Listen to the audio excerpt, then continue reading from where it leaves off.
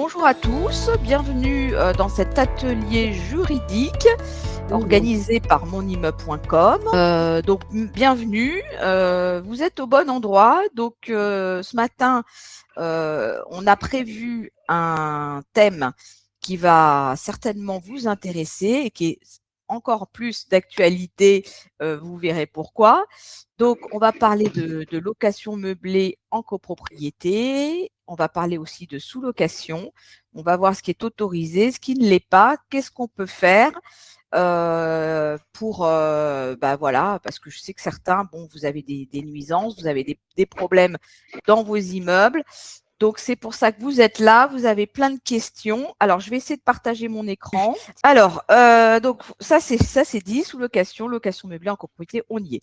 Alors, maintenant, petite présentation de nos intervenants, très important, puisque je ne suis pas toute seule. Alors, donc, moi, vous m'avez peut-être reconnue. J'ai changé. Ah, j'ai plus la même coupe de cheveux là, mais bon, c'est pas grave. Il faudra peut-être changer la photo. Je suis Isabelle Dahan. Je suis fondatrice de monimmeuble.com, le magazine en ligne de la copropriété que vous connaissez. Et pour ceux qui êtes là pour la première fois, vous allez découvrir un petit peu nos activités, ce qu'on propose. Alors, je suis accompagnée aujourd'hui de Benjamin Naudin, qui est avocat associé. Il est spécialisé dans le droit immobilier et il est à la tête du cabinet de Naudin. Voilà. Louis Roubin, il est directeur copropriété et il est aussi dans un cabinet qui s'appelle le cabinet Safi. Alors, je ne sais pas où il se trouve, mais bon, vous allez pouvoir nous dire un petit mot chacun. Je ne sais pas tout. Voilà. Et après, on va introduire le sujet. Alors, présentez-vous, messieurs. Je vous en prie, monsieur Roubin, honneur au syndic. Voilà. Allez-y. Allez. Bonjour à tous, donc moi je m'appelle Louis Roubin, je suis directeur copro au sein du cabinet Safi, c'est un cabinet familial qui est situé à Marseille. On gère à peu près 150 copros pour environ 5000 lots, principalement dans le centre de Marseille. Bon, très bien. Je vais prendre la parole du coup. Bonjour à toutes, bonjour à tous. Je suis Benjamin Naudin, comme on vous l'a dit, avocat spécialisé en droit immobilier, plus particulièrement ultra spécialisé officiellement en droit de la copropriété. C'est une matière que j'affectionne particulièrement et que je pratique depuis bientôt 20 ans aux côtés de syndics tels que l'éminent Louis Roubin.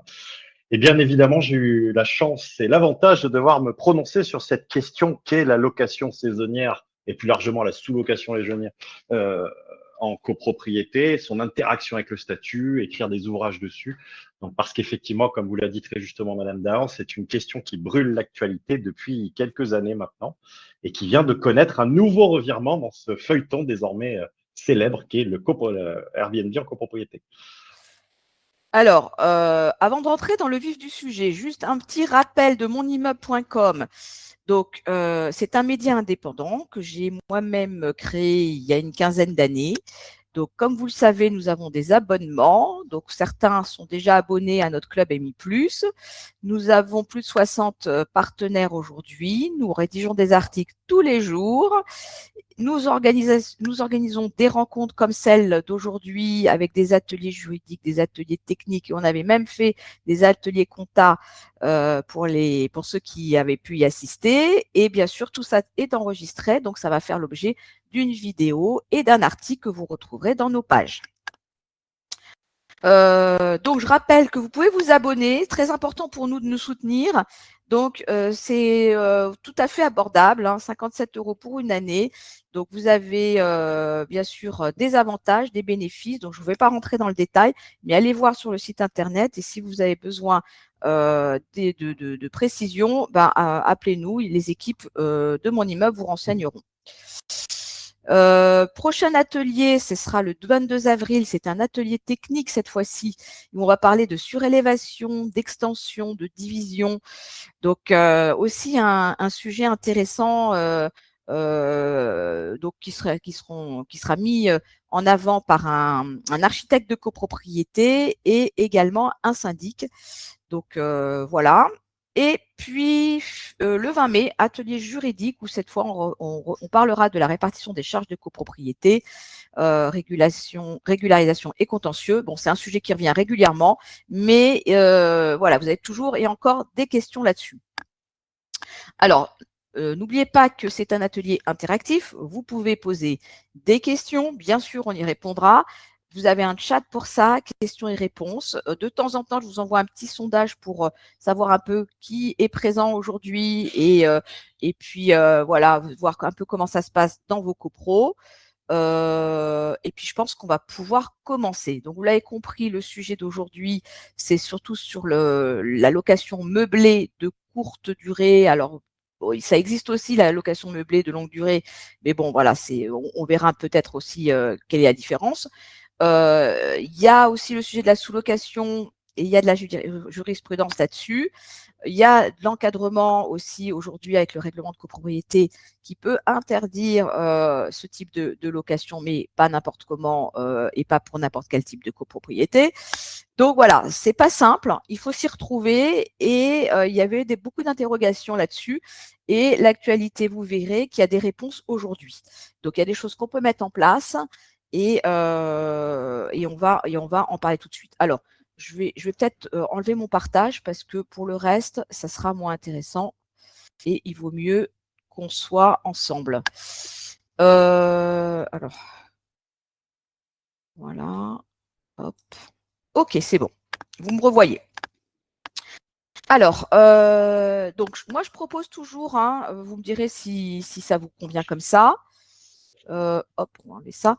De commencer peut-être par expliquer qu'est-ce que c'est qu'une location meublée et peut-être faire la différence entre une location nue et pourquoi c'est le sujet d'aujourd'hui, qu'est-ce que ça a de différent et qu'est-ce que ça comporte peut-être comme problématique particulière et d'autant plus dans les immeubles. Alors, peut-être on va demander ça à Benjamin Naudin, faire une petite introduction juridique. Oui, bon, écoutez, en quelques mots, puisque c'est des sujets qui défraient la chronique, soyons simples. L'allocation nue classique dans un but d'habitation, c'est la loi du 6 juillet 89 qui organise ça très précisément. Beaucoup de contentieux, des durées précises. Ce que l'on sait en gros, c'est que basiquement, c'est pour y habiter, pour élire son domicile. À côté de ça, vous avez plusieurs variantes de la location d'habitation. On vient de vous en parler, j'en dresse vraiment les grandes lignes pour introduire ce sujet. Vous avez la location meublée. Bon, je pense que tout le monde la connaît à peu près, hein, et la logique est là, c'est-à-dire que c'est une location d'habitation dans laquelle il y a des meubles et des équipements nécessaires à la vie quotidienne. Celle-ci n'est pas soumise à la loi du 6 juillet 89, en tout cas pas directement, et répond plus généralement des baux civils ou d'autres règles jurisprudentielles qui l'encadrent. Les durées, elle est plus légère en termes de durée et permet, par exemple, c'est pour ça que c'est souvent le choix des investisseurs, je parle sur de la longue durée, elle permet bien de mettre un terme au bail en cas de difficulté plus facilement. Et enfin, vous avez la location meublée pour de courte durée, qu'on appelle la location saisonnière meublée en courte durée ou la location de tourisme en courte durée et en meublé. Ce que l'on peut tous résumer sous les acronymes que l'on connaît très bien, qui sont Abritel et Airbnb, bien là, c'est très simple, c'est le fait de donner à location pour une clientèle de passage un appartement. Et on connaît les deux règles principales, la location saisonnière, vous m'excuserez, je dirais Airbnb, même si c'est un petit peu utiliser une marque commerciale, mais bon, ce sera plus simple pour moi et ça m'évitera de perdre ma salive. La résidence en Airbnb, la location Airbnb de sa résidence principale et la résidence en Airbnb de sa résidence secondaire. Voilà ce que l'on considère. Lorsque c'est sa résidence principale et que c'est fait moins de 120 jours par an et peut-être moins de 90, on aura l'occasion d'en discuter dans quelques minutes, eh bien, on considère que c'est toujours une activité classique de location civile. Et lorsque l'on fait plus de 120 jours par an ou de manière répétée de sa résidence secondaire, à partir de là, on considère que ce n'est plus une activité civile. En tout cas, le Code de la construction et de l'habitation, le Code général des impôts et le Code du tourisme considèrent qu'on n'est plus dans une activité civile, mais qu'on commence à revêtir un critère commercial. Et c'est là que blesse. Et c'est là qu'est la difficulté dans l'interaction de cette activité avec le statut de la copropriété. Parce que la copropriété, on la connaît tous. On sait tous ce que c'est la copropriété. C'est des propriétaires ensemble. C'est un vouloir vivre ensemble et des règles qui dictent ce vouloir vivre ensemble. Et la première des règles que l'on connaît, c'est certes, je dispose de mes parties privatives, article 9 de la loi du 10 juillet 1965, j'en fais ce que j'en veux et par essence, je la loue comme je veux, sous réserve de ne pas porter atteinte à la destination de l'immeuble ou aux droits des autres copropriétaires. C'est-à-dire que je suis plein propriétaire de mon lot, je peux le donner en Airbnb, je peux le vendre, je peux faire ce que je veux.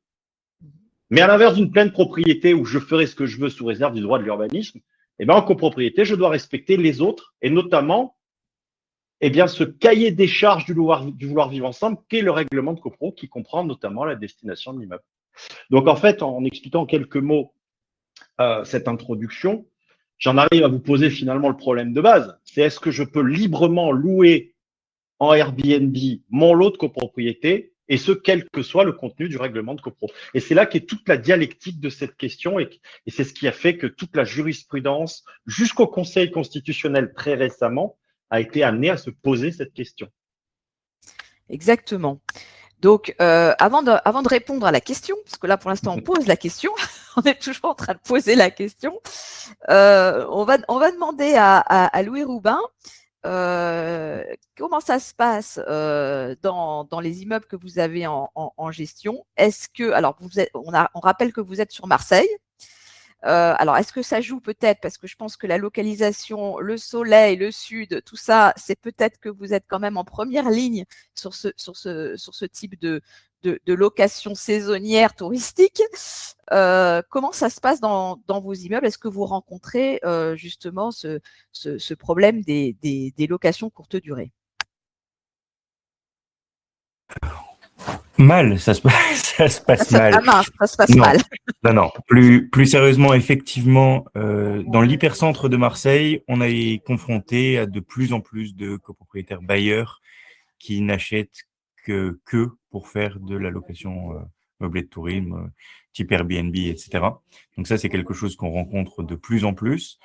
La difficulté qu'on a aujourd'hui, c'est comment l'interdire dans un immeuble sur lequel on a 70% de copropriétaires bailleurs dont le seul but est de faire du Airbnb, opposé aux 30% de propriétaires occupants restants qui, eux, ne font que subir cette situation. Donc ça, c'est vraiment valable dans l'hypercentre de Marseille avec une dégradation, mais ça, je pense que c'est valable sur toutes les grandes villes de province post-Covid avec des Parisiens qui sont venus acheter en masse dans ces grandes villes de province. Donc ça, c'est ce qu'on rencontre dans l'hypercentre de Marseille. On a moins encore la faute des Parisiens, je vois. Non, toujours. Attention à ce que vous dites. Toujours. Pas du tout. Non, mais c'est quelque chose qu'on constate malgré tout. Et en parallèle de ça, on a des copropriétés sur des secteurs qui sont un peu plus excentrés, pour lesquels on a 1 ou 2 copropriétaires par immeuble qui louent et pour lesquels ça se passe quand même mieux.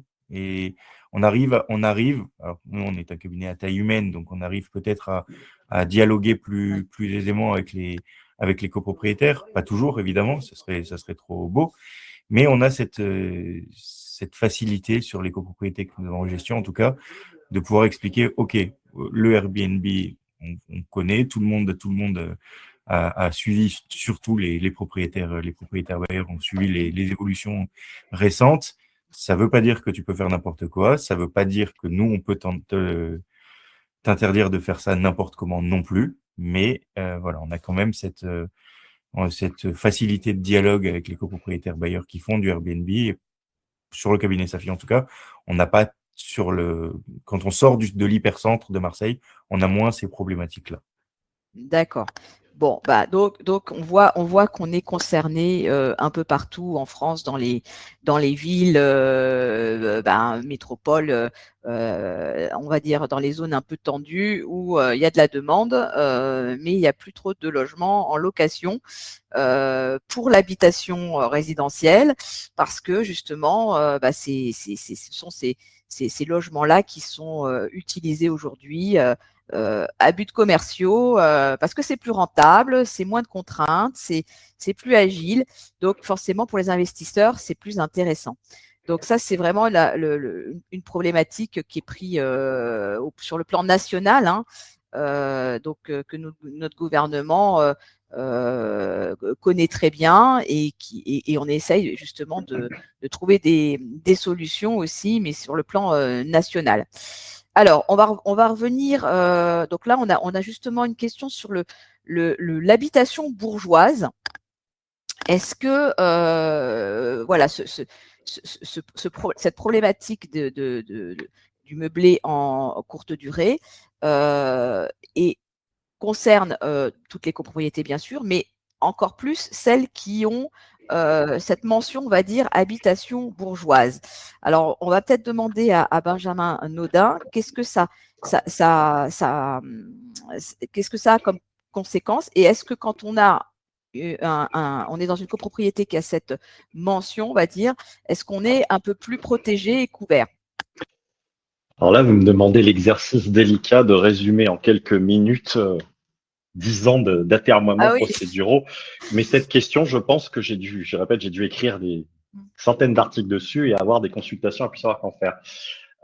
Ce qu'il faut savoir, basiquement, déjà, tout part de la destination de l'immeuble. Je repars du postulat que j'ai donné tout à l'heure. Vous avez un article qui est merveilleux dans la loi de 65, qui est parfait d'équilibre et qui existe depuis l'origine de cette loi, qui vous dit que tout copropriétaire dispose de ses parties privatives, sous réserve de ne pas porter atteinte à la destination de l'immeuble ou aux droits des autres copropriétaires. Disposer, c'est très puissant. Disposer, c'est le droit de propriété total. L'usus, l'abusus et le fructus. C'est j'en fais ce que j'en veux. Mais comme je le disais tout à l'heure, c'est j'en fais ce que j'en veux avec une limite. Une limite qui est ne pas porter atteinte aux droits des autres et une autre limite qui est de respecter la destination de l'immeuble. Donc, vous l'aurez compris, cette notion de destination de l'immeuble, c'est la valeur cardinale en copropriété qui permet d'interdire à un copropriétaire de faire tout et n'importe quoi, qui permet aussi au syndicat des copropriétaires d'éviter de prendre des décisions qui nuiraient aux copropriétaires, ainsi de suite. Malheureusement, trop souvent, cette destination de l'immeuble, eh bien, tant les professionnels que les copropriétaires la résument à ce qu'on trouve dans le règlement, cette fameuse clause habitation bourgeoise, mix commercial et ainsi de suite. Ça ne se résume pas à ça. La destination de l'immeuble, ça comprend le contenu du règlement, c'est vrai, mais ça va au-delà. C'est aussi tout le standing de l'immeuble. Ça comprend ses caractéristiques architecturales, son environnement social. C'est un ensemble de choses et de raisons qui font que moi, copropriétaire, j'ai acheté là. Je prends un exemple tout bête. 2 immeubles strictement identiques situés dans des quartiers différents, avec des règlements identiques, eh bien, auront des stipulations qui sont admises dans l'un et pas dans l'autre. Pourquoi? Parce qu'ils n'ont pas le même environnement social. Une fois qu'on a compris ça, bien évidemment, on va se concentrer sur le contenu du règlement et donc sur cette clause de destination. Traditionnellement, on en trouve 4. Vous avez la clause d'habitation bourgeoise exclusive, la clause d'habitation bourgeoise simple, la clause mixte professionnelle et habitation, et ensuite la clause mixte classique où on voit cohabiter le professionnel, l'habitation et le commercial. La clause d'habitation bourgeoise exclusive et la clause d'habitation bourgeoise simple sont des clauses en fait pour des immeubles qui ont un standing suffisant et qui sont voués uniquement ou essentiellement à l'habitation. Clause d'habitation bourgeoise exclusive, je ne peux que y habiter, je ne peux rien faire d'autre. Clause d'habitation bourgeoise simple, on ne peut y habiter et on y tolère dans une moindre mesure l'activité professionnelle. Je n'ai pas dit commerciale, j'ai dit professionnelle, la profession libérale au premier étage. Voilà. Et ensuite, les autres destinations telles que la destination mixte la plus large, eh bien, il permet l'activité commerciale. Lorsque l'on a assimilé cette notion de destination de l'immeuble, plus basique, du coup, et on se pose la question du Airbnb dans ces copropriétés, ben la phrase que j'entends souvent, l'image d'Épinal, le bâton du président du conseil syndical qui tape sur le sol, c'est « j'ai une clause d'habitation bourgeoise, donc l'activité de Airbnb, lorsqu'elle est commerciale, elle n'est pas compatible ». Malheureusement, en fait, cette idée-là, elle est véhiculée par bon nombre de revues, de magazines, d'émissions télévisuelles, et elle est ancrée dans l'inconscient collectif des gens alors qu'elle est fausse. Et que la Cour de cassation l'a répété il y a peu de temps encore. L'idée de considérer que le Airbnb en copropriété est une activité commerciale, c'est faux. Pourquoi c'est faux? Eh bien, elle part d'un postulat de départ qui est erroné. Je vous le disais tout à l'heure, on considère que l'activité de Airbnb, si c'est ma résidence secondaire, moins de 120 jours par an, c'est civil. Au-delà, c'est autre chose. Et si c'est de façon répétée de ma résidence secondaire, c'est autre chose que de l'activité civile d'habitation. C'est effectivement autre chose. Mais à aucun moment, on vous dit que c'est commercial. Le code de la construction et de l'habitation, le code du tourisme ou le code des impôts ne connaissent que 2 familles. L'habitation et autre chose. Et il n'en fallait pas plus, en fait, si vous voulez, pour qu'on rattache ça à du commercial. Les tribunaux, pendant une décennie, il y a une dizaine d'années, on considérait effectivement que le Airbnb était incompatible lorsqu'il était fait plus de 120 jours par an avec d'une résidence principale ou de manière répétée d'une résidence secondaire, était incompatible avec une clause d'habitation bourgeoise parce qu'il considérait à l'époque que finalement c'était commercial. Et puis la Cour de cassation est arrivée, petit à petit, elle a affiné le tir en disant minute, papillon. Non, il n'y a aucun texte de loi qui dit que dès l'instant que je suis plus de 120 jours par an ou dès l'instant que je suis répété d'une résidence secondaire, mon Airbnb il est commercial. Au contraire, ça demeure une activité civile. Et c'est par une clause, non, pas du tout, c'est par une décision désormais célèbre du 25 janvier 2024 de la Cour de cassation, certes d'espèce, mais qui depuis est appliquée France entière dans toutes les juridictions, et bien qu'on a eu cette définition de la notion commerciale du Airbnb en copropriété. Quelle est-elle? Eh bien, la Cour de cassation dit en janvier 2024, l'activité de Airbnb en copropriété, quelle que soit sa nature, quelle que soit la façon dont je la fais, ça reste une activité civile. Que ce soit plus de 120 jours, moins de 120 jours, de manière répétée d'une résidence secondaire, c'est une activité purement civile. Elle n'a rien de commercial. Elle deviendra commerciale si elle est accompagnée des services classiques dits para-hôteliers. Et on les connaît. La fourniture de petits déjeuners, de linge propre, le ménage et la conciergerie. Mais si j'ai pas ça à côté, je suis pas commercial. Donc, pour répondre à la question qui vous a été posée tout à l'heure, la seule clause du règlement qui dit que c'est un immeuble à destination bourgeois exclusif ou pas, eh ben, elle suffit pas par elle-même aujourd'hui à dire le Airbnb n'est pas autorisé dans ma copro. Elle pourrait suffire à l'interdire si on démontre, et c'est pas forcément simple, que cette activité de location saisonnière de courte durée exercée par ce copropriétaire est également accompagnée de services para-hôteliers. Et même sur cette notion de service para-hôtelier, là aussi, il y a eu beaucoup d'encre qui a coulé. Pourquoi? Parce qu'au lendemain de la décision rendue par la Cour de cassation, qui, je le répète, on l'a vu à peu près dans toutes les revues, Capital, Figaro, elle était partout. On a la doctrine administrative et plus particulièrement les services des impôts qui se sont amusés un petit peu à jouer via le BOFIP. Alors, qu'est-ce que c'est le BOFIP? Le BOFIP, c'est un recueil de doctrinal qui permet aux administrés et aux contribuables d'interpréter la loi de finances. D'accord? Dit comme ça, vous trouverez une définition plus propre sur Internet, mais c'est comme ça qu'on doit le comprendre. Et à l'époque, que disait le BOFIP? Ah, ok, la Cour de cassation est allée dans ce sens-là, donc moi, je vais aider les copropriétaires. Et donc, du coup, je vais définir les prestations para-hôtelières, les 4 que je viens de vous donner, et je vais en donner une définition plus light pour l'activité saisonnière de courte durée en meublé, donc pour le Airbnb. Donc, je vais considérer, moi, BOFIP, que finalement, mettre du linge propre à l'entrée dans les lieux, faire le ménage assez souvent, et au moins à minima, à l'entrée dans les lieux, et derrière, avoir un service de conciergerie qui se limite à une boîte à clés, avec un numéro de téléphone, ben, c'est suffisant pour être considéré comme des prestations para-hôtelières. Et si on prend donc la Cour de casse au filtre de cette doctrine administrative, on arrive à se dire, bah, finalement, 99% des Airbnb sont commerciaux. Pourquoi? Bah, je vois rarement un Airbnb ou un propriétaire qui loue un Airbnb laisser le linge sale, pas faire le ménage et pas donner la clé.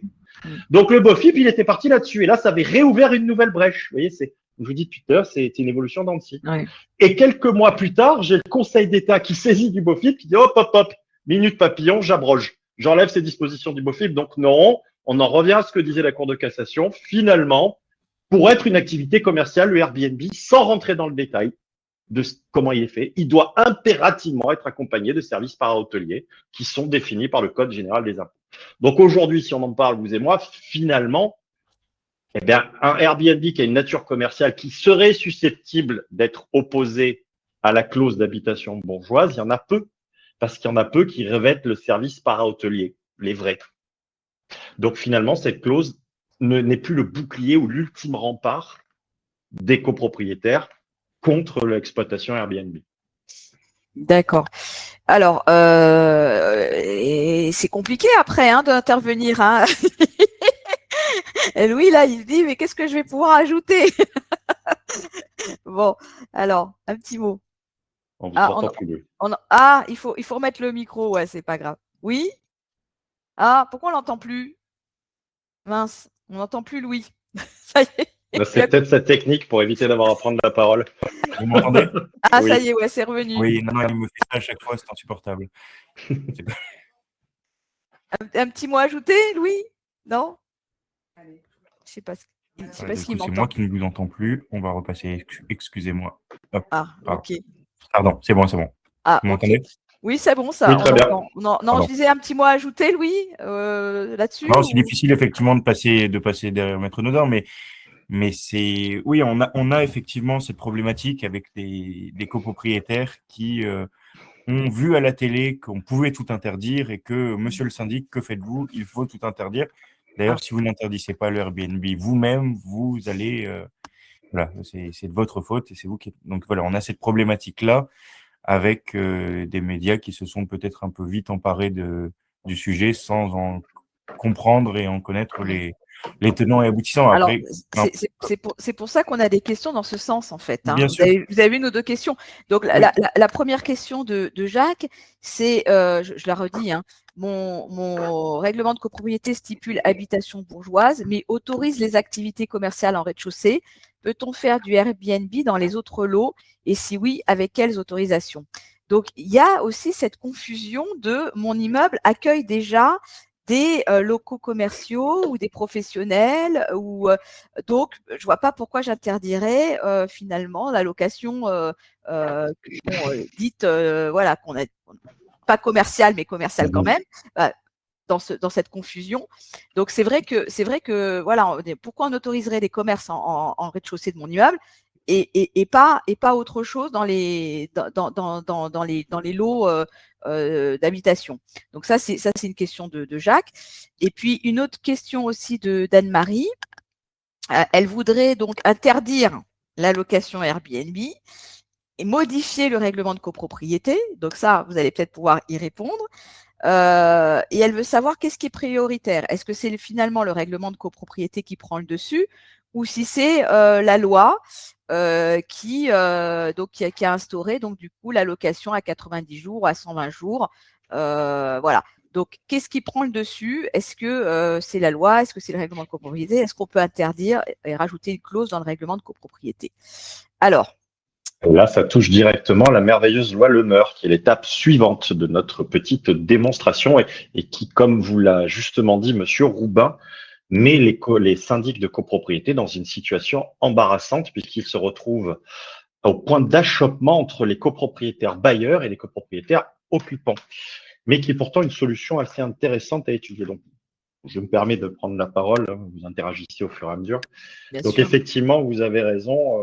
Bon, j'ai répondu, je pense, à la première question en disant qu'aujourd'hui, finalement, se retrancher à la commercialité d'une activité, avant qu'on aborde la loi Neumer ensemble, c'est plus vraiment intéressant. C'est plus vraiment intéressant. Pourquoi? Parce que ça n'est pas ça le point d'achoppement, ça n'est plus l'élément déterminant de savoir si on peut ou pas en copropriété, qu'il y ait des lots commerciaux ou pas. Là, finalement, sur la simple lecture du règlement, c'est pas ça qui nous intéresse.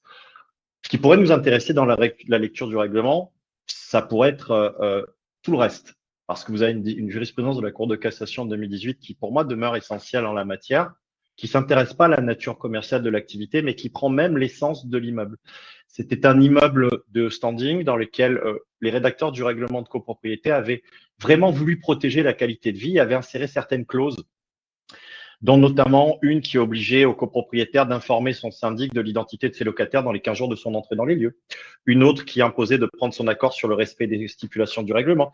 La volonté était clairement de protéger le vouloir vivre ensemble et de protéger la qualité de vie en évitant la rotation fréquente des locataires.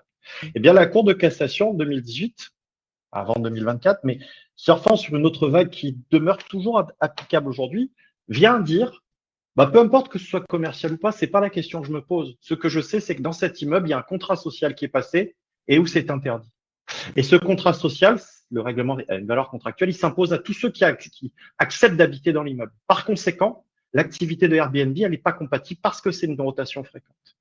Donc, si je résume, si vous voulez, une mise en parallèle de 2018 et de 2024, effectivement, l'activité de Airbnb, finalement, sa nature commerciale, elle ne sera là que dans de très rares cas et uniquement lorsque j'aurai les prestations para-hôtelières qui sont affectées avec mon exploitation. Mais, quelle que soit sa nature sur Airbnb, si j'ai des stipulations dans le règlement de copropriété qui clairement protègent le vouloir vivre ensemble très strictement d'un immeuble de standing et sont légitimés par son standing, à ce moment-là, peu importe qu'il soit commercial ou pas, ça ne sera pas compatible avec la destination de mon immeuble en son sens large. Et il n'en fallait pas plus, du coup. Allez-y, je vous en prie, pardon. Pardon, simplement, avec une petite nuance quand même. Bon, vous pratiquez les règlements de copro toute la journée, mais nous, ce qu'on constate, c'est que ce genre de clauses dans les règlements de copropriété sont extrêmement rares. On peut pas, même s'il y a un arrêt de la Cour de cassation en ce sens, ce fameux contrat social dont vous parlez pour les règlements de copropriété, on en trouve un sur Qui soit spécifique, effectivement, avec un noir sur blanc. Non, j'interdis que l'activité de location saisonnière en meublé. Non, c'est même nouvelle. C'est imposé dans les nouveaux règlements, mais dans les anciens, c'est très rare.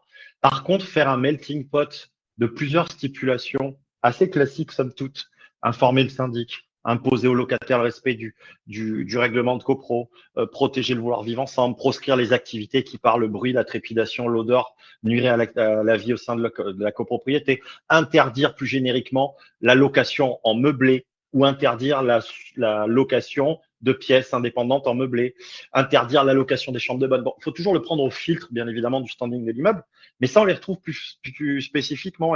Et du coup, quand on les ajoute tous ensemble et lorsque c'est justifié par, je le répète, le standing de l'immeuble, c'est le meilleur des barrages au Airbnb. Alors, ne vous méprenez pas ce que je suis en train de vous dire. Je ne suis pas contre le Airbnb. J'ai un positionnement, et M. Roubin vous le confirmera. Étant avocat des syndicats des copropriétaires, je défends tant le Airbnb que j'essaye de l'interdire. Ça dépendra de ce qu'on me demande. Et je n'ai pas une position si radicalement marquée que certains de mes confrères dans la matière, mais qui sont obligés d'être dans un sens ou dans l'autre. Moi, je suis interrogé pour savoir si c'est possible ou pas. Je n'ai pas vraiment de position à défendre.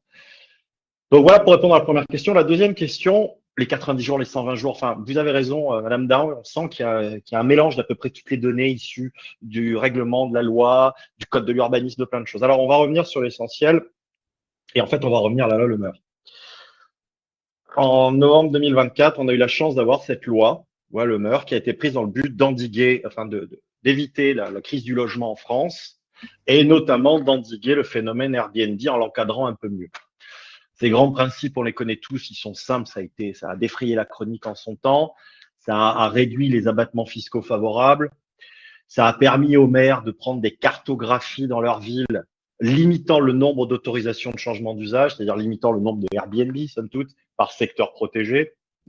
Ça leur a permis, on en a parlé il y a quelques secondes, de réduire par un arrêté, une délibération municipale, les 120 jours à 90 jours, puisque je le répète, le code de l'urbanisme, le règlement national d'urbanisme s'applique à la France entière. Ensuite, chaque ville peut le moduler en fonction de ses besoins. C'est ce qui fait, par exemple, que l'obligation d'obtenir une autorisation de changement d'usage quand on passe de l'habitation à autre chose. Là, normalement, c'est Paris et les villes de plus de 200 000 habitants. Mais toutes les villes de France qui sont un peu touristiques, ceux-là sont appropriés, 631-9 du code de l'urbanisme, pour essayer d'en profiter. Eh bien, c'est la même chose là. Donc, ça a permis aux maires, dans des secteurs tendus, dangereux, touristiques, en tout cas, il y a une pénurie de logements, de passer de 120 à 90. C'est-à-dire que dans ces secteurs-là, la tolérance de la résidence principale qui est donnée en Airbnb, et cette tolérance de ne plus avoir besoin d'obtenir une autorisation de changement d'usage, passe de 120 à 90 jours. Le plus gros apport de la loi Habitat dégradé et qui, du coup, appelle toutes les curiosités, c'est effectivement cette histoire du pouvoir qui est donné à l'Assemblée générale du syndicat des copropriétaires. La loi Le Meur, elle a permis, et elle a surtout modifié l'article 26 de la loi de 65 en lui ajoutant un D, qui permet à l'Assemblée générale de décider de modifier le règlement de copropriété et partant, dans les immeubles dits à destination bourgeoise, d'interdire dans les lots résidences secondaires qui sont vocation d'habitation et dans lesquels toute autre utilisation serait proscrite, et bien d'interdire nommément dans ces lots l'activité saisonnière de courte durée, quelle que soit sa nature. Donc en gros, ça permet en Assemblée générale à la majorité de l'article 26, pour nos auditeurs, je rappelle que 26 c'est une majorité un peu lourde, c'est les 2/3 des voix du syndicat détenues par la majorité des copropriétaires. Je prends un exemple tout bête, copropriété de petite taille, 1000 millième, 10 copropriétaires, il faut qu'il y ait 6 copropriétaires sur 10 qui détiennent ensemble 667 millièmes. Ok, ça permet à ces gens-là de le modifier. Alors, il existe une passerelle 26.1, je vous épargne les détails, mais on peut l'adopter à une majorité moindre, même si c'est encore aujourd'hui discuté. Mais quoi qu'il en soit, on peut modifier le règlement et partant donc interdire dans ces lots très spécifiques, interdire l'activité de location saisonnière de courte durée en meublé. Ça a permis aussi, et ça a imposé aussi la loi Le Meur, au notaire, lorsqu'il rédigeait, à compter de sa publication, lorsqu'il rédigeait des nouveaux règlements de copro, ça impose au notaire de rajouter une clause. Elle est obligatoire. Oui ou non, est-ce que dans cet immeuble, on peut faire de la location saisonnière de courte durée en meublé? OK? Donc, une fois qu'on sait ça, c'était très bien. Mais malheureusement, bien évidemment, qu'est-ce qui s'est passé? Monsieur Roubin vous le confirmera, et c'est un petit peu ce qu'il introduisait il y a quelques secondes. On s'est retrouvé avec une pléthore de copropriétés qui sont arrivées en disant « Hop là, on le met à l'ordre du jour, on veut tout interdire ».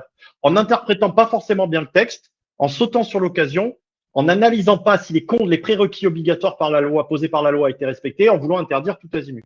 Et ça a donné l'objet à un contentieux fourni.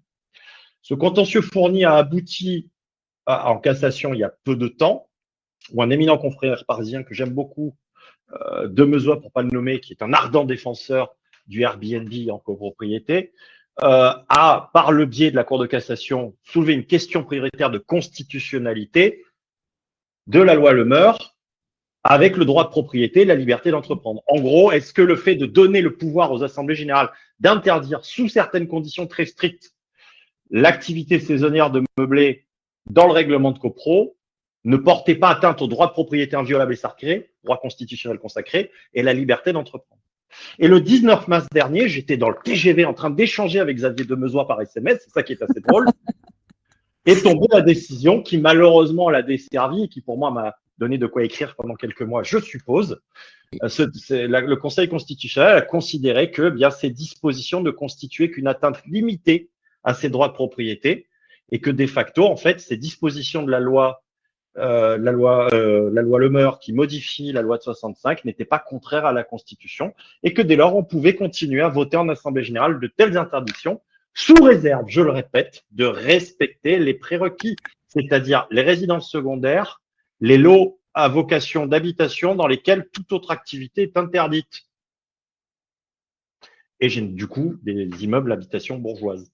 Donc, si j'ai pas ces trois prérequis, je suis pas dans ce cadre-là, je le mets à l'ordre du jour, tout copropriétaire opposant qui fait du Airbnb attaquera en nullité l'Assemblée générale et gagnera.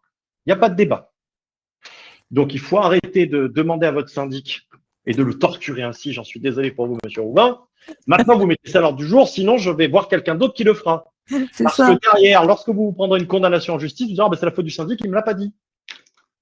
Voilà, bon. Je crois encore une fois, j'ai résumé en 5 minutes. Alors, au-delà de ça, ce qu'on rencontre comme difficulté dans les copropriétés, même si on arrive à atteindre ces trois prérequis, c'est que la majorité de l'article 26, c'est une majorité qui est extrêmement dure à obtenir compte tenu de l'absentéisme des copropriétaires en AG.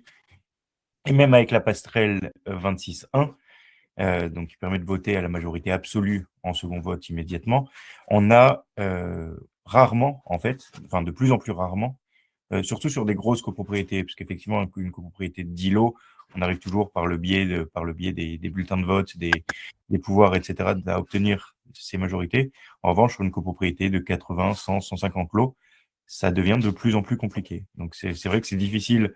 On a un positionnement qui est sur lequel on doit tenir bon. On ne peut pas faire n'importe quoi, on ne peut pas faire voter n'importe quoi, et encore moins à des majorités qu'on n'arrive pas à obtenir. D'accord. Donc, moi, j'avais une autre question, parce que, bon, ce qu'il faut savoir aussi, c'est que souvent, quand on a ce type de location courte durée, saisonnière, etc., ça crée des nuisances. C'est surtout ça le problème. Alors déjà, bon, il y a la rotation, on est d'accord, mais souvent, ce sont des jeunes qui viennent pour quelques jours visiter une ville et ils sont bruyants, ils font des fêtes. On a les valises à roulettes qui abîment tout. Voilà, donc ça crée beaucoup de désagréments, on va dire, pour les voisins, voisines. Et donc, je pense qu'il doit y avoir des plaintes aux propriétaires. J'imagine que certains copropriétaires se plaignent et vont peut-être même en justice pour évoquer la répétition de ces nuisances, voilà, de voisinage, anormal de voisinage. Donc, est-ce que à partir de là, on peut quand même supprimer ou arrêter la location? Alors, c'est un sujet qui est un petit peu sensible. On œuvre main dans la main, justement, avec Monsieur Roubin sur ce genre de sujet. C'est ce que j'appelle l'action a posteriori. L'action a priori face à un Airbnb, la première des démarches, c'est de demander si l'autorisation de changement d'usage a été obtenue, si elle est nécessaire. C'est une autorisation administrative obligatoire. Si elle n'est pas obtenue, le syndicat des copropriétaires peut s'opposer a priori à toute activité. Il en a le droit, comme ce serait la même chose que si je devais faire des travaux qui étaient soumis à une autorisation de permis de construire. D'accord. Après, on a eu tout ce débat sur le contenu du règlement et la compatibilité de l'activité avec ces stipulations. On a vu que c'était compliqué. La question de la nuisance, c'est celle qui est la plus évidente et en même temps la plus compliquée. Pourquoi la plus évidente? Parce que l'activité de saisonnière de courte durée, lorsqu'elle est mal exercée, lorsqu'elle est faite un petit peu, je m'en foutiste, j'en suis désolé, c'est la rotation, vous l'avez dit, c'est l'ascenseur surutilisé, c'est les bruits, c'est les fêtes. J'ai plein d'exemples comme ça. Pendant le Covid, j'en avais qui étaient exploités pour des fêtes gigantesques. Enfin, je vous épargne les détails, d'accord? Le problème qu'on a sur ce genre d'action du syndicat des copropriétaires contre le propriétaire ou contre le locataire, ça existe. Il y a des actions obliques, il y a des actions directes, il y a plein de choses. Mais il faut rapporter la preuve de la nuisance. C'est un trouble de voisinage, peut être même un trouble anormal de voisinage. C'est peut-être une violation du règlement de copro sur l'obligation d'avoir une activité tranquille. Mais le juge, dans ce genre de choses, lorsqu'il est saisi de cette question-là, doit être nourri de preuves. Et constituer des preuves là-dedans, c'est compliqué. Les attestations, c'est bien. Les dépôts de plainte, c'est bien, mais ça ne suffit pas en soi. Donc, pour arriver à avoir des preuves de ces nuisances, il faudrait quasiment avoir un commissaire de justice, huissier de justice pour ceux qui n'avaient pas été informés du changement de nom récent, qui constate toutes ces nuisances H24, ce qui est quasiment impossible. Donc, on y arrive dans de rares cas. Mais il faut que ce soit des cas un peu particuliers. Je prends l'exemple de la Love Room, on en parlait il y a peu de temps avec Monsieur Roubin, où on m'avait mis un merveilleux jacuzzi dont le bruit, c'était 18 mètres carrés, dont 6 mètres carrés de jacuzzi. Je ne veux pas savoir ce qui se passait là-dedans, ça ne m'intéresse pas, même si j'ai de grandes idées. Mais le bruit de cette machine, au-delà du surpoids apporté sur la poutraison, c'était le bruit d'un avion au décollage. Donc là, il suffisait avoir un huissier de justice 2 fois, faire une mise en demeure, et ça a déroulé tout seul. Mais le bruit de la valise qui roule dans les parties communes, malheureusement, la surfréquentation, la fête, ils vont en faire une. C'est pas considéré comme des nuisances répétées. Donc, c'est un peu compliqué à mettre en œuvre. C'est possible, mais c'est compliqué à mettre en œuvre. Ouais. Donc, c'est vrai que c'est là que le bas blesse. C'est qu'une fois que c'est implanté, et si ça se passe mal, on n'a pas tellement de moyens de s'en sortir. Hein. On subit beaucoup. Hein. C'est un travail au long cours, en fait. C'est-à-dire qu'il va falloir main dans la main avec le syndic, ce qu'on fait parfois, un travail de longue haleine. On sait que pendant 1 an ou 2, il ne faut pas dépasser la barre des 5 ans, on le sait, puisqu'une activité illicite ou illégale ou qui dure plus de 5 ans, elle est considérée comme acceptée en copropriété, sous réserve des détails, mais bon, c'est la règle générale. On travaille main dans la main pendant 2 ans en expliquant aux copropriétaires, on va constater autant que fois se peut, faire des attestations, faire venir des amis. On constitue un dossier. Lorsqu'on sait que l'activité elle est compatible, que l'Assemblée générale ne peut pas voter pour des raisons de majorité qu'on vous a brillamment expliqué il y a quelques minutes, et lorsqu'on sait qu'on peut rien faire contre cette activité a priori, on va derrière prendre son mal en patience, essayer de sensibiliser le copropriétaire. Il ne faut pas non plus jeter bébé avec l'eau du bain. C'est-à-dire qu'il n'y a pas tous les copropriétaires et tous les Airbnb qui sont mauvais.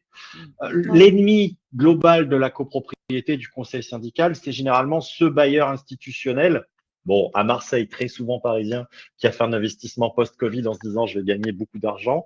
Je reprends les mots, je vous cite, Monsieur Roubin, j'en suis désolé. Et qui, en fait, au-delà de la plaisanterie, va faire l'investissement maximum rentabilité. C'est-à-dire, je loue à la nuit, toutes les 20 secondes, des appartements que j'ai équipés pour y faire la fête et je m'en fous de ce qu'on peut me dire. Là, lui, c'est l'ennemi. C'est contre lui qu'on me mandate. Mais le type un peu cérébré qui est copropriétaire, qui le fait de temps en temps et à qui on va dire ça commence à embêter tes voisins, lui, il va prendre des dispositions. On pourra mettre en place une charte de bonne conduite. Ça, c'est pas un problème. Et donc, contre celui-ci, il y aura que la condamnation sous astreinte d'avoir à stopper l'activité. Mais pour obtenir cette condamnation sous astreinte d'avoir à stopper l'activité, au-delà des clauses du règlement, il va falloir un vrai dossier très épais, constitué de beaucoup de preuves qui vont devoir prendre du temps pour être constituées. D'accord. La situation actuelle des copropriétaires, je pense, souvent à Marseille, où on a des copropriétés qui se paupérisent, y compris auprès des copropriétaires, c'est de leur expliquer qu'au-delà d'un investissement de temps, il va y avoir pour ça, comme le disait Maître Naudin, un investissement financier qui va être l'appel à un commissaire de justice, et l'engagement aussi de leur part. C'est-à-dire que il faut que de leur côté, ils soient prêts à nous accompagner. Nous, on n'est que leurs mandataires. Donc, au quotidien, c'est eux qui vivent sur place et c'est eux qui doivent nous accompagner, nous aider. Et c'est vrai que c'est souvent de plus en plus difficile parce qu'ils ont peur parfois de représailles, ils ont peur parfois de, voilà. Donc, c'est vrai que c'est pas évident, mais il faut vraiment travailler main dans la main avec les différents organes. Donc, effectivement, un cabinet d'avocats, le syndic, les copropriétaires, même parfois les locataires. Parce que c'est pas forcément, c'est effectivement les propriétaires qui vont engager les procédures, s'il doit y en avoir. Mais les locataires, quand ils sont sur place, vivent les mêmes dégradations, les mêmes désagréments que les propriétaires occupants. Donc, il faut vraiment que tout le monde marche main dans la main. Dans le cas, encore une fois, évidemment, là je rejoins Maître Nodin sur ça, dans le cas où le copropriétaire n'en a rien à faire, etc. Et c'est pas le cas, et c'est quand même pas le cas tout le temps. À Oui. part, évidemment, c'est satané parisien. Je vois qu'il y a une frontière, hein, il y a deux France, hein, il y a le Non, sud et le je nord. suis, je Hein. suis, je suis parisien moi-même, donc c'est pour ça que je me permets. Mais je trouve que vous n'avez pas beaucoup d'accent pour les Marseillais, hein, mais bon. Alors là, je ne suis pas Dans le marseillais, je suis aixois, ça fait toute la différence. Eh ben voilà, mais je me disais, vous n'êtes pas des vrais Marseillais, c'est pour ça. Il y a quelque chose.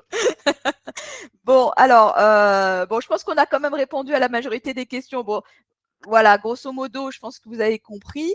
Il nous reste plus énormément de temps. Hein. Il nous reste encore peut-être une dizaine de minutes. Je vous demanderai peut-être à chacun de faire une petite conclusion, ou si vous avez encore des choses à ajouter qu'on n'a pas dit, qu'on a oublié, c'est le moment. C'est maintenant. Si vous me le permettez, je laisserai le mot conclusif au syndic qui lui vit ça tous les jours, puisque moi je ne le vois que dans le filtre de mes livres. Dans l'absolu, le Airbnb et la copropriété ne sont pas deux choses qui sont incompatibles. Il faut arrêter d'avoir des positions noires et blanches.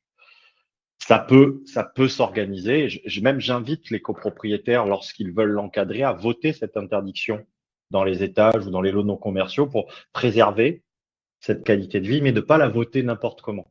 On ne se précipite pas. C'est pas parce qu'on a lu dans le Figaro ou dans Capital que c'était possible qu'on devait harceler son syndic pour le mettre à l'ordre du jour. Il faut que ça s'y prête. Il faut que ce soit bien fait. On évite le contentieux. Et une fois qu'on a fait ça, eh bien vous êtes maintenant couvert par le Conseil constitutionnel et vous aurez une nouvelle règle qui sera publiée en marge du règlement de copro comme un modificatif et vous serez protégé contre des activités nuisibles. Mais faire une croisade systématique contre tout le Airbnb, c'est vouer à l'échec et c'est aller contre l'air du temps. Je suis d'accord. Alors, la conclusion, par Louis Roubin. Non, je vais être d'un point de vue plus général. C'est bien qu'il y ait des choses comme monimmeuble.com qui existent parce que ça permet aux copropriétaires de se former, de s'informer. Et ça, c'est capital, en fait, pour la compréhension de la copropriété, pour la compréhension de ce qui s'y passe et de ne pas de se former par soi-même, c'est bien, d'être accompagné, c'est mieux.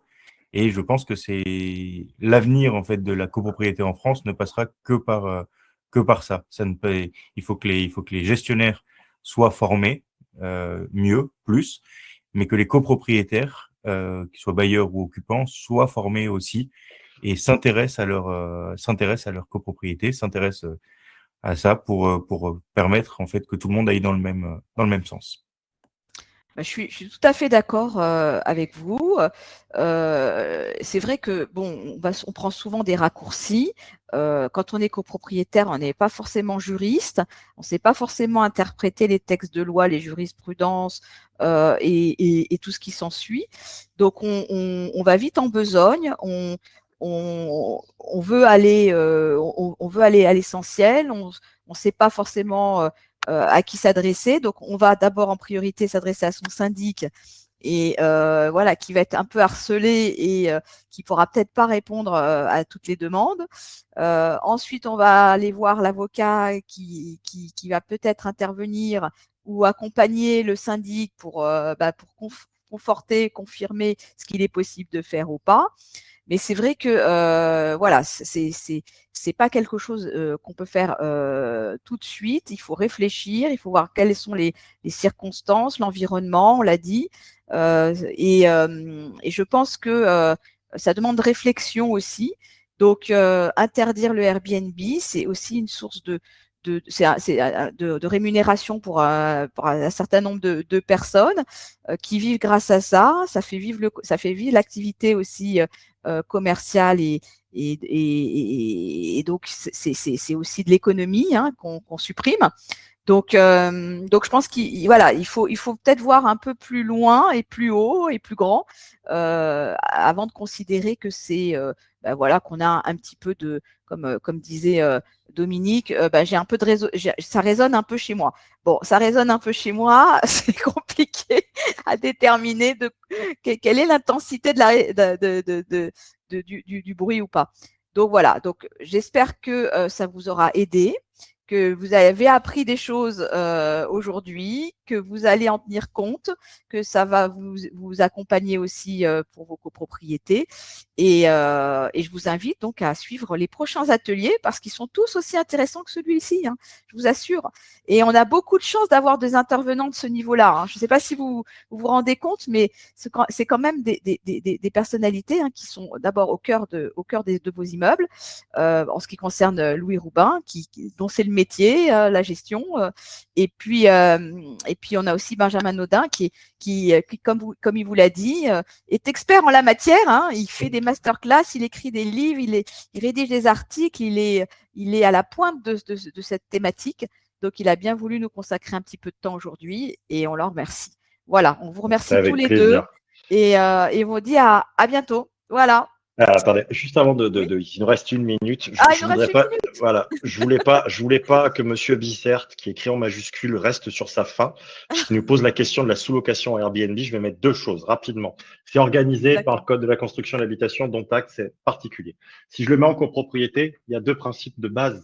1, la sous-location, pour pouvoir avoir lieu, il faut qu'elle soit déjà autorisée par le bailleur. Et vous avez une quantité effroyable de condamnations qui ont été prononcées contre des locataires qui sous-loués et qui ont condamné le locataire à rembourser la somme au copropriétaire. De 1.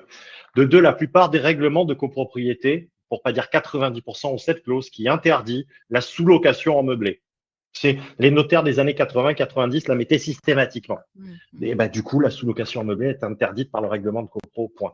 Alors oui, cette clause, elle doit être justifiée par la destination de l'immeuble, mais dans la plupart des temps, elle l'est. Donc du coup, la sous-location Airbnb en copro, c'est quand même un peu compliqué. Voilà, désolé, Monsieur Bizert, j'ai fait au plus vite.